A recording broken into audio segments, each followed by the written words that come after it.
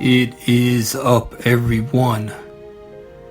This is your brother Zun, SRxun S for those that like to keep it official.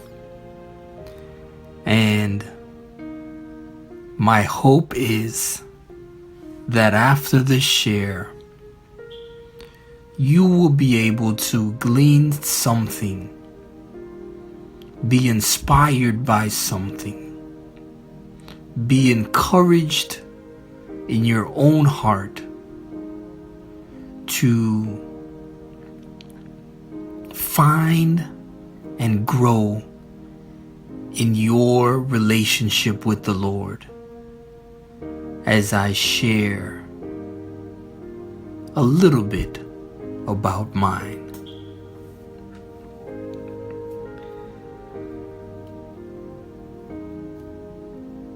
You know, I'm really seeking to have a one-track mind. Now, I'm using that in a more positive light, for I believe the origins of that, really the one-track mind, really when used is kind of, I was gonna say derogatory, which I did, but it's meant to belittle, I believe. It's not a compliment from my understanding.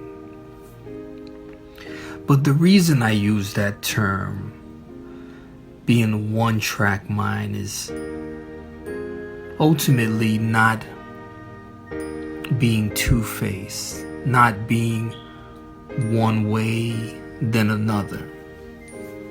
Now, I believe that as human beings, we are very complicated creatures. We have different parts of us, different sides, so to say.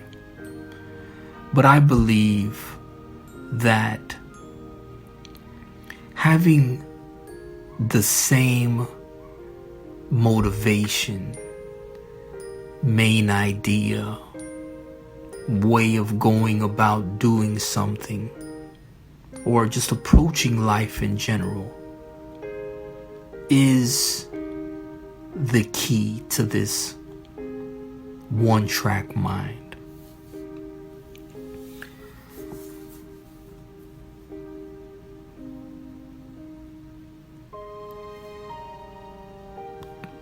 In chapter 25, verses 13 to 16 of today's treatment,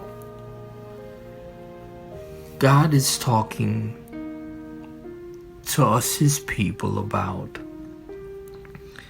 having a full and fair measure.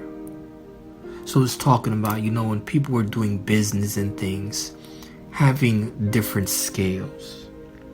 I think ultimately it's the same standard of measure. We see it all the time in our society today, especially like our legislative and judicial systems and things of that nature. In a society where it's supposed to be all about truth and justice, I don't think I'm going too far as to say this, but the fact remains that it's really about who you know and how much money you have, that determines the measure of quote-unquote justice that you receive. I believe this is what God is talking about. And not just in that, but in other parts he talks about how you treat people.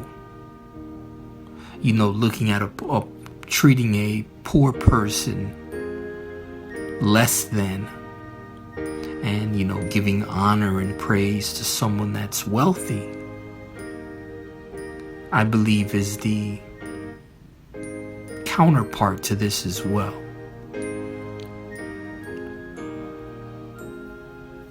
As I was going through this treatment,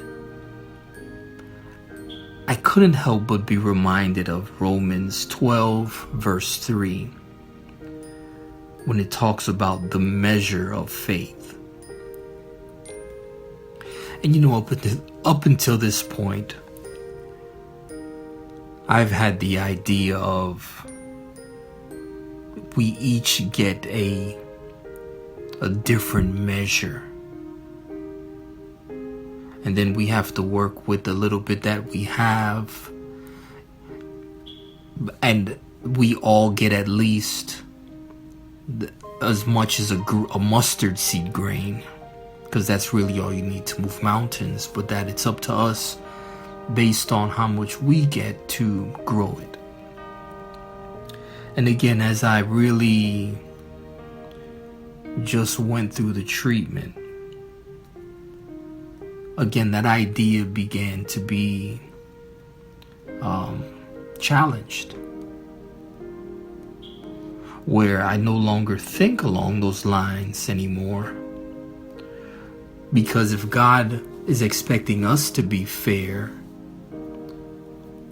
to be full and fair, to, measure equally to all amongst all, then I believe he first did that. He's the example of that. And it actually says the measure of faith. So I believe that we all get the same amount,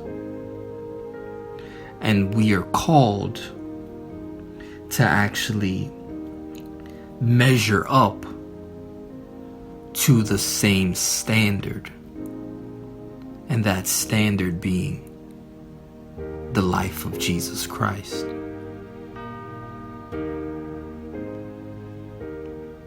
So